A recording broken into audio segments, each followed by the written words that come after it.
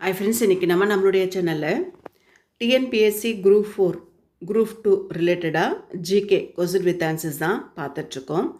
அந்த வகையில் இன்றைக்கி நம்ம பார்க்க போகிறது கேள்வி 183. இத்தாலிய இணைவு எந்த ஆண்டு நிறைவு பெற்றது?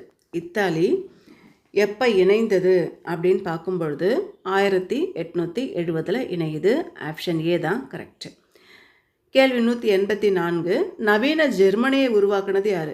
நவீன ஜெர்மனியை உருவாக்கினது பிஸ்மார்க். 184க்கான பதில் ஆப்ஷன் சி பிஸ்மார்க்.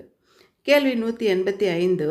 ஜெர்மனியின் இணைவிற்கான காரணம் இதுவல்ல, எது கிடையாது?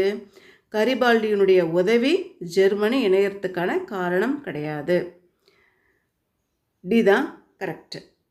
கேள்வி 186. சால்வரின் என்பது என்ன? சால்வரின் அப்படிங்கிறது சுங்கவரி நீக்கிறது தான் சால்வரின் அப்படின்னு சொல்கிறோம். 186க்கான பதில் ஆப்ஷன் சி. கேள்வி 187. பிஸ்மார்க்கை முதலமைச்சராக நியமித்த மன்னர் யார் அப்படின்னு பார்க்கும் பொழுது வில்லியம். 187க்கான பதில் ஆப்ஷன் ஏ வில்லியம்.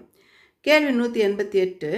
பிஸ்மார்க் பின்பற்றிய கொள்கை என்ன அப்படின்னு பார்க்கும் பொழுது பிஸ்மார்க் பின்பற்றிய கொள்கை இரும்பும் குருதியும் அப்படிங்கிற கொள்கை. 188க்கான பதில் ஆப்ஷன் பி கரெக்ட்.